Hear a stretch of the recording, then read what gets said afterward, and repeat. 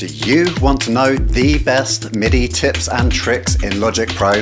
If so, stay tuned and I'll show you. Quick recap. Remember, MIDI doesn't have its own sound. It's just a load of different note information, like pitch, length, and velocity. It doesn't have a sound until you give it a sound. And that's what makes it super cool, because it's so versatile. Want a piano to become a guitar? You got it. Want to hear a synth sound become Donald Trump saying China? You got it.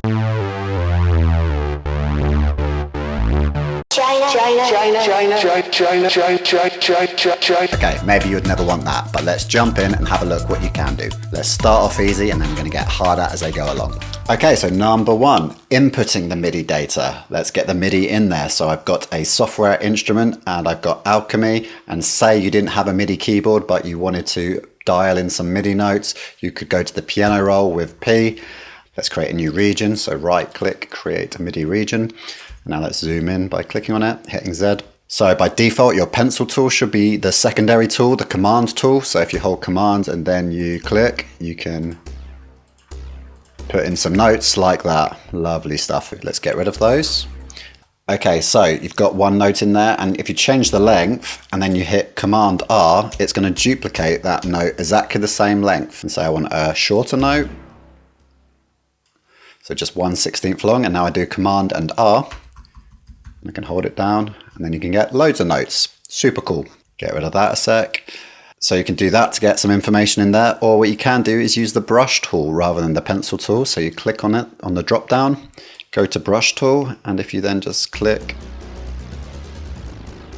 you can draw in notes like that. Now this sometimes happens and that's kind of annoying. So what you can do as well is, if I undo that, if you hold Shift at the same time as holding Command,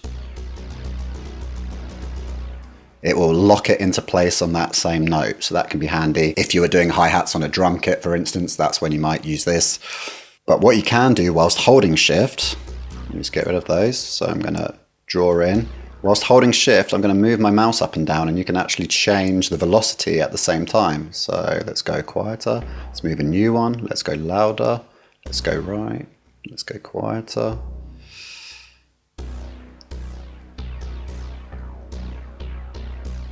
And that way you can get a random velocity effect whilst using the brush tool. So that's pretty cool. If you don't have a MIDI keyboard, then you can draw them in, brush them in, or put one in and select it and do Command R.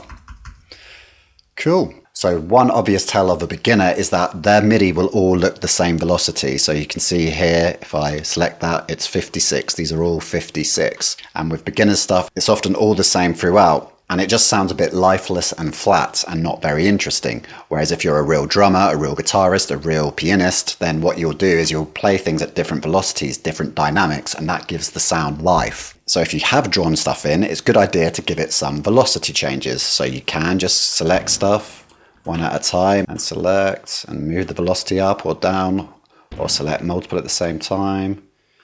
And you can do that, but that takes a little bit long. And what you may notice, if say I turn that all the way up, you may try and select everything and then bring up the velocity and it won't let you. That's because one of your selected items is already maxed out at 127, which is the maximum. So what you can do is hold Option or Alt, depending on if you're in the US or the UK. Apple has two different keyboard shortcuts for US and UK, helpful. So if you hold Alt or Option and click and drag, then you can now go up to 127 without it flicking back down to 57. So that's really helpful to know. But if you don't want to do all of this, like adding it manually, which can take a little while, there is a quick way. If you do Command A to select everything, go to Functions and go down to MIDI Transform.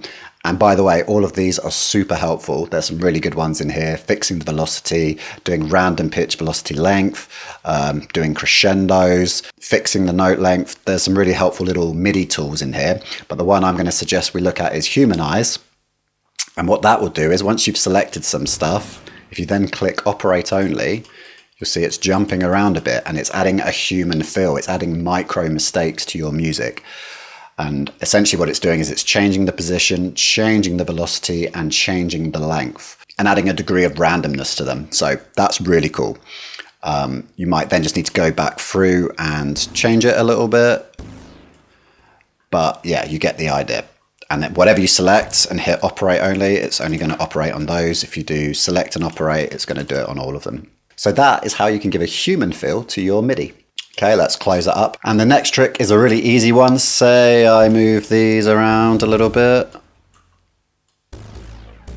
And I'm like, oh, I quite like this pattern, but it's a bit too low for me. Rather than select it all and drag it all up, you can just select it all and do Option, Shift, or Alt Shift, and the up arrow. And that is going to bounce everything up 1 octave. Do it again to go another octave. Use the down cursor to go down an octave. So that's really a nice, easy way of moving things around. If you want to just do it per semitone, you just hold Option or you hold Alt, and you do the up arrow or down arrow. If you do it up 7, you're going to go up a perfect fifth, which will always sound good with whatever you're doing. So remember that, plus 7 semitones is a perfect fifth. And the cool thing about this is you don't have to be in the piano roll to do this. You can just select a region that you have. And if you go Option, and there you go, plus 7, you can see it there. And it's also doing it in your inspector there. So you can do it in here if you want. Plus 12, or you can click and drag on the 12 and change it, and you'll notice it's changing there. So this is a really quick and easy way if you just want to change something, hear how something would sound in a different octave. Cool. Okay, that was a super easy one, but I think a really helpful one anyway. Okay, so let's go back into here. Let's draw in some new stuff. Okay, that's all snapping to the grid.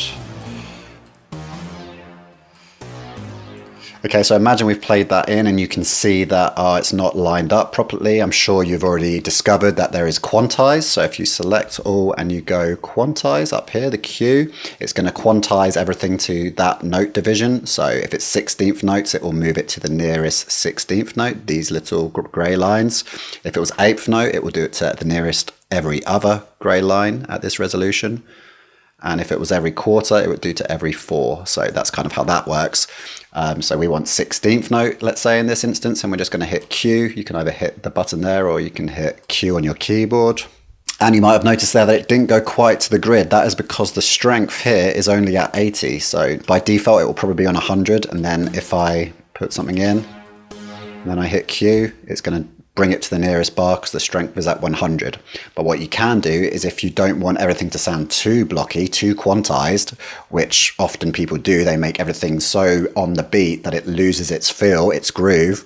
So what you can do, and what I like to do sometimes, is just back the strength off a little bit, maybe bring it to 90 to 80, and that way you can have a bit more feel. Everything's not perfectly on the grid. That can make your music sound like it has a bit more life. And as well as fixing the time, what you can do is fix the notes. So say you're not a great theorist, say you're a bit special when it comes to music theory, then what you can do is, if you know the key, or if you just want to stay in C to play it safe, you can choose the scale down here, and you can choose whether it's major, minor, blues, pentatonic. So let's just go with C major, and let's go C. And you'll see they all moved there. So now all of those notes will appear in the key of C. So it's not going to sound great. Sounds pretty awful, but that is all in key at least. Those notes are all falling in the key of C. And you can do this for anything. You could make it D sharp, and you notice they're going to move. So that's a really easy way to make sure that you're at least in the right key if you're not so great at music theory. You've got major, and if you scroll down a bit, you've also got minor, natural minor, Aeolian. So that is quantizing. Okay, so let's look at the final tip, number 5. And those of you with keen eyes might have noticed this little radio head thing in here.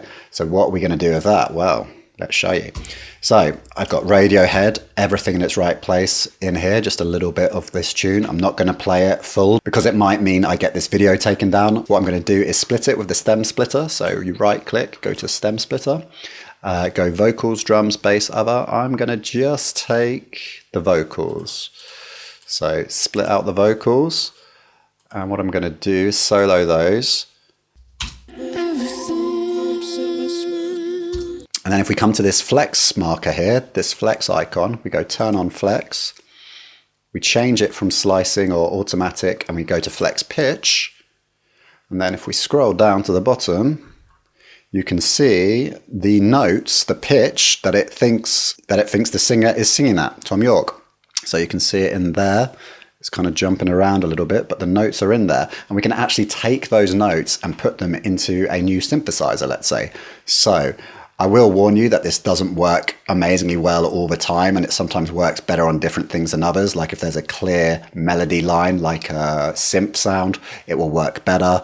It's not so good on bass and vocals. Sometimes it jumps around a little bit, so just be warned. But it can be helpful in you figuring out the key or something if you're trying to work something out by ear, or give you the MIDI rough notes anyway. So anyway, let's go. So we go to Edit. We go to Create MIDI Track from Flex Pitch Data. Click on that, and it's going to automatically create you a new track with some audio on it, or some MIDI on it, I should say. And by default, it goes to E piano, but let's say we go to Alchemy. Let's just choose a quick lead sound. Now, if I close that,